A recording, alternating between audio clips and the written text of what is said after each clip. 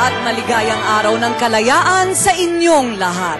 Nandito tayo ngayon sa harapan ng ELJ Building sa ABS-CBN Compound at kasalukuyan tayong napapanood hindi lamang sa ABS-CBN Channel 2, kung hindi pati na rin sa ANC, Studio 23, Mix, Cinema 1, DZMM Teleradyo sa iba't ibang ABS-CBN regional stations at syempre napapanood din ng mga Global Pinoys via TFC para ipagdiwang ang dalawang napakahalagang okasyon. Una na siyempre ang ika-110 at 10 taon ng ating kalayaan. Mabuhay po ang bansang Pilipinas!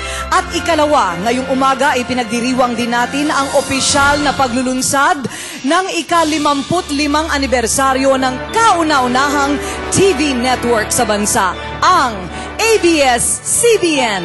At dahil po dyan ay may isang napakahalagang proyekto na nasimulan na ng ABS-CBN Foundation Incorporated, ang tiyak na magpapatotoo ng tunay na kahulugan ng pagiging magkakapamilya.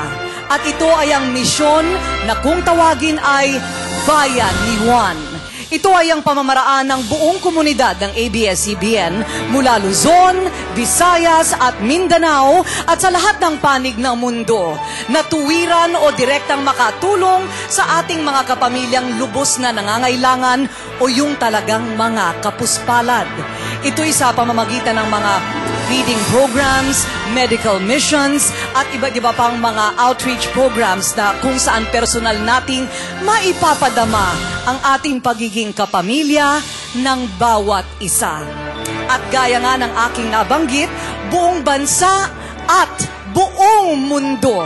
Basta't may Pilipino ay nakikiisa kaya makakasama din natin ngayong umaga ang ating mga kapamilya mula sa Baguio, Bacolod, Cebu at Davao. At hindi lamang po yan, mayroon din tayong live feed mula sa North America sa tulong ng The Filipino Channel.